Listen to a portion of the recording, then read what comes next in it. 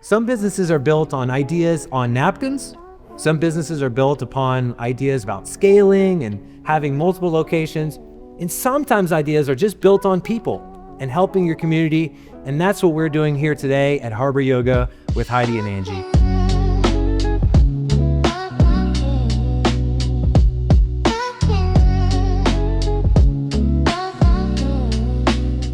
Guys, thanks for being here. Actually, you about killed me in the back corner. I know you saw it. He was laughing at me. But, well, tell us about this. I want to understand something. What was yoga to you guys before Harbor? Well, I think it was just, it really was just at first just a workout, like just to sound very superficial, but you were running, I was running, I used to teach spinning. We were like really, really active at that time. And I think we found that like, oh, yoga was a nice way to kind of add to our workouts, and then eventually it became our main type of workout. And then I think it became not really even about the workout anymore, but just about like that time of the day that we would look forward to get a workout, but also make a lot of really good friendships, and kind of started a new phase of our lives as we all kind of started finding this thing called yoga in Columbus. And what about you, Angie? I would say the same. We definitely weren't doing yoga at that point the way we're doing it today, and how it's evolved, but because again, we had done so many workouts and our bodies kind of were in the need of stretching, and if someone introduced yoga to us, we're like, no, we run and we lift and we do this, and we work out so hard and da-da-da. We had no idea what yoga could be and what yoga was, and we needed it, and we found that a lot of people in the community need it because it wasn't very, I don't want to say it wasn't big because yoga's been around for obviously thousands of years, but specifically in Dublin, there wasn't anything when we opened. So for us, it was a good opportunity. Yeah, we had a similar experience, I think, right? Nathan, we were running ultra marathons and doing that whole thing. And I remember the first time he told me to come to yoga, and I got to be honest, my thought was, what are we doing here? You know, this is going to be nothing. And I think 10 minutes in, I was like, holy sh**.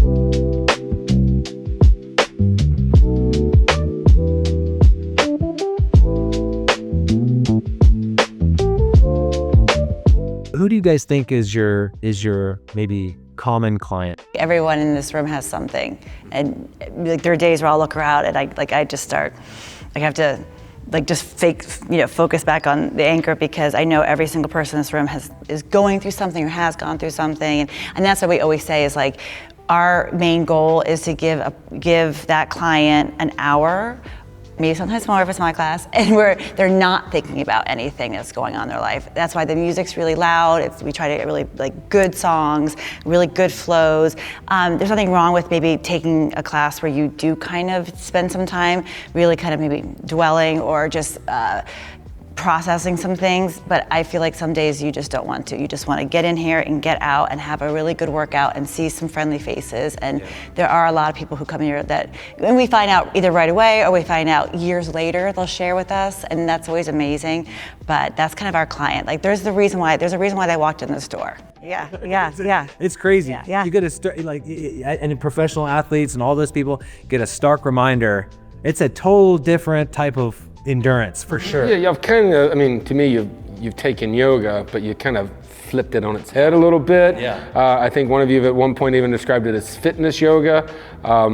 It's humbling, but it's in a sick, twisted way. It's rewarding, but I guess tell me more about why you decided, let's take it from home to, hey, I'm gonna kind of kick your ass a little bit. Well, I think, and it's nothing against traditional yoga because we have the utmost respect for that. And when we first opened, that was a big thing for us. We wanted to make sure we told people, listen, this isn't traditional, and that's awesome. And if that's what you're looking for, we can lead you in that path for if you're looking for that type of yoga, because we're not going to be doing that. Ours is basically based on Ashtanga, which is a very traditional type of yoga style.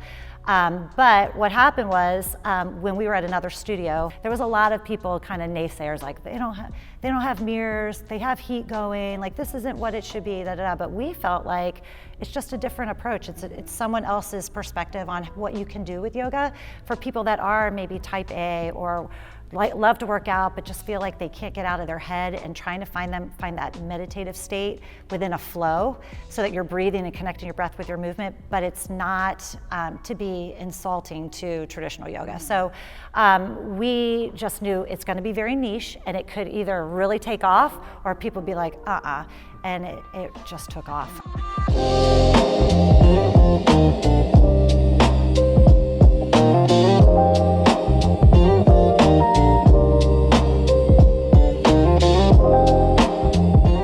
So interesting then too, because you mentioned how sometimes you have to swallow it and focus back on the anchor. Yeah. And the anchor's tied to the name. Yeah. So tell us about the name. Well, I wrote it in our little questionnaire, or survey, or whatever the packet was. We were trying to think of a name for the studio. We knew we were going to be non-traditional. We knew we were going to probably, the aesthetics wouldn't be very as, I guess, that stereotypical kind of granola type of yoga studio. Yeah. So we were trying to stay away from anything that was going to be too literal. But we also needed something to kind of just narrow down what our vibe was going to be. And we had thought about using the name Harbor for our family, because we're all H's, and then because that was just the name we liked. And then she was going to maybe use it if they had their second child, and they did not have.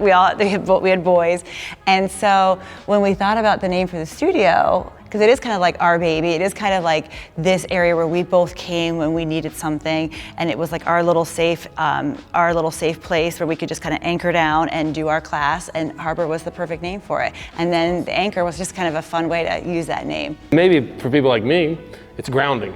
I talk about my therapy and doing all of that, but my therapist talks about how this is key to my mental well-being, because it is an hour where I can let it all go. Yeah.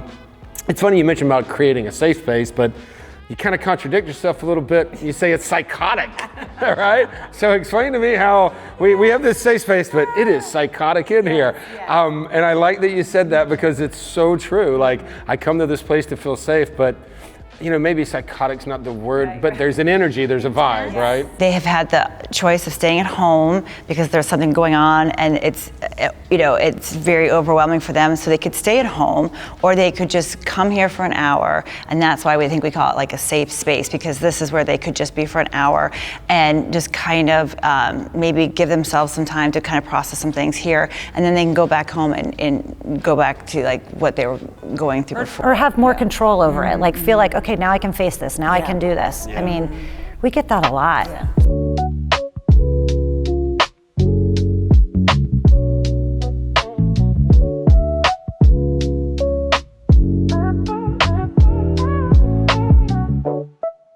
Y'all have built something unique here.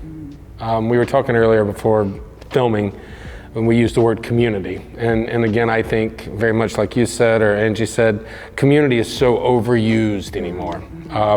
You see places open, they're like, we have this community. It's like, Sally, you've been open 3 days, calm down, yes, right? Yes. But y'all truly have. Even when I texted y'all yesterday, I said, y'all have built this community. As an outsider, that if you've never been here, you walk in, it's special. What is that give to you two? I think that when we opened, our thought was, let's just open up and see if it works, right? That was we never imagined what we would get in return.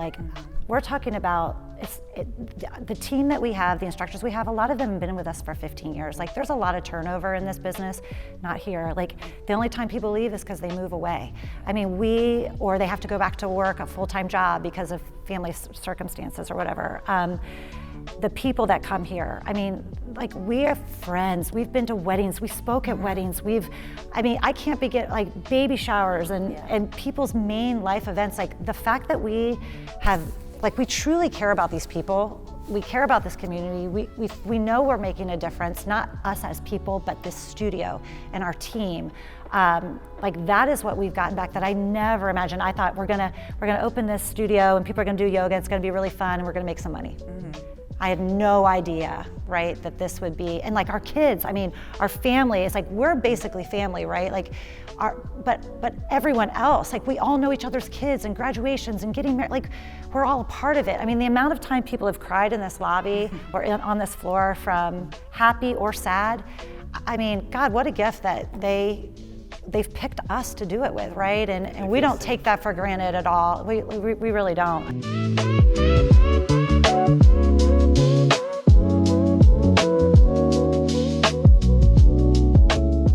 Hey, thanks for joining us today at Harbor Yoga Studio. I hope you enjoyed the episode as much as I did.